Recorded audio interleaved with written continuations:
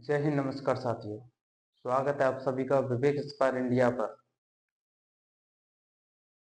आज जानेंगे कैसे भारत ने जापान को पछाड़कर दुनिया की सबसे बड़ी चौथी इकोनॉमी के पद पर अपना पैर जमाया है। तो साथियों, भारत बना दुनिया का सबसे बड़ा चौथा अर्थव्यवस्था वाला देश। साथियों, भारत ने जापान को पछाड़ के भारत 5वें पायदान से चौथे पायदान पर आ चुका है। साथियों,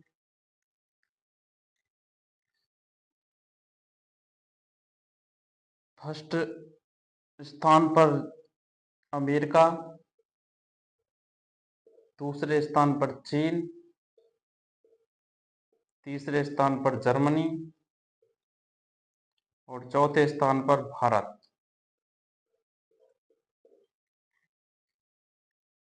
साथियों, जहां अमेरिका की इकोनॉमी 30 ट्रिलियन डॉलर के करीब है और यहीं चाइना की इकोनॉमी 19 ट्रिलियन डॉलर के करीब है। जर्मनी, जहां इसकी इकोनॉमी 4.744 के करीब और भारत की इकोनॉमी 4.187 के करीब है। तो साथियों, कैसे भारत ने जापान जैसे विकसित राष्ट्र को पछाड़ के उससे एक कदम आगे के पथ पर अग्रसर किया है। साथियों, इन सभी आंकड़ों को निकालती है IMF, जो इंटरनेशनल मॉनेटरी फंड होता है। उसके तहत ये आंकड़े निकाले जाते हैं। भारत के लिए ये खुशी की बात तो है और यही हम सोचने पर मजबूर भी होते हैं, जहां जापान, जो भारत की इतनी बड़ी भौगोलिक, इतनी बड़ी जनसंख्या को देखते हुए एक बिंदु के रूप में दिखाई देता है। उसकी इकोनॉमी 4 ट्रिलियन के करीब है। तो कैसे जापान ने 4 ट्रिलियन तक का अपना सफर तय किया? कैसे उन्होंने विकसित अर्थव्यवस्था है, विकसित अर्थव्यवस्था बनाई। और साथियों, यहाँ सबसे बड़ी जानने की बात है कि जहां भारत की जनसंख्या 145 करोड़ के लगभग 140 करोड़ से ऊपर है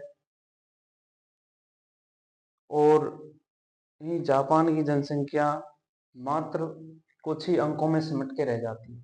तो साथियों, यह सबसे बड़ी जानने की व्यवस्था यही है और आवश्यकता है कि कैसे चाइना 2008 में जिस पायदान पर हम हैं इकोनॉमी के बेस पर, उस पायदान पे चाइना 2008 में था 4 ट्रिलियन की इकोनॉमी। और साथियों, आपको जान के हैरानी इस बात की होगी कि जहां जापान की पर कैपिटल इनकम, प्रति व्यक्ति आय 12 गुना है हमसे, 12 गुना। और जहां भारत की पर कैपिटल इनकम 2800 USD के करीब है और 2008 में चाइना की पर कैपिटल इनकम 3500 USD के करीब थी। तो साथियों, भारत को अगर तीसरी सबसे बड़ी इकोनॉमी बनना है तो सबसे पहले अपने स्ट्रक्चर पर,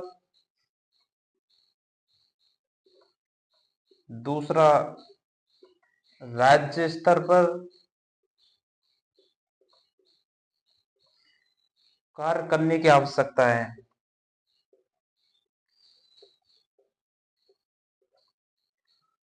साथियों, नीति आयोग के आंकड़ों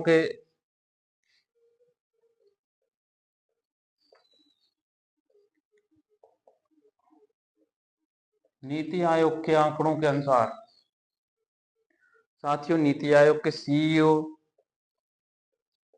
के अनुसार भारत महज 2 से 2.5 साल में जर्मनी को पछाड़ देगा, इस जर्मनी को पछाड़ देगा। तो साथियों, इतनी बड़ी जनसंख्या को धारण किए हुए ये भारतवर्ष मात्र कुछ ट्रिलियन डॉलर की खुशी को जाहिर करना कोई बहुत बड़ी बात नहीं, बहुत बड़ी बात नहीं।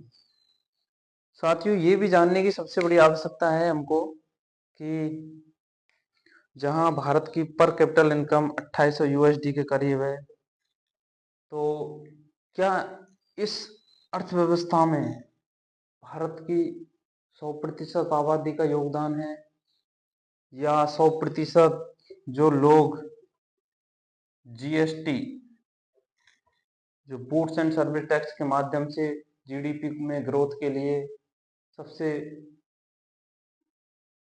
बड़े योगदान सिद्ध होते हैं, तो क्या आपके नजरिए से लगता है कि प्रत्येक व्यक्ति का इसमें योगदान है, या कुछ भारत की महज कंपनियों का, महत्वपूर्ण कंपनियों का योगदान है, टाटा बिरला अडानी जैसी कंपनियों का योगदान है? तो साथियों, यहाँ सबसे बड़ी जानने की आवश्यकता यही है, जहां भारत इतनी बड़ी आबादी लेते हुए कुछ ट्रिलियन डॉलर पर इतना खुश हो रहा है, जहां जापान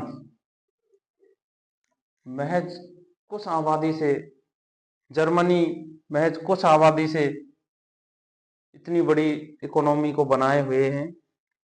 तो साथियों,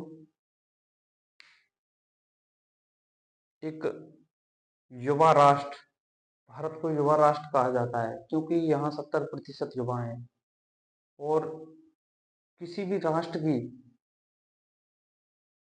विकसित अर्थव्यवस्था में युवाओं का सबसे महत्वपूर्ण योगदान होता है।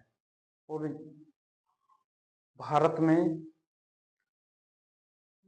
युवाओं को अपने आप पर कार्य करने की आवश्यकता है, देश को आगे बढ़ाने की आवश्यकता है। तो साथियों, देश में युवाओं को सबसे पहले अपने अनुशासन को और डिसिप्लिन के माध्यम से कार्य करते हुए आगे बढ़ना ही सबसे बड़ी कार्यशैली में समार होता है।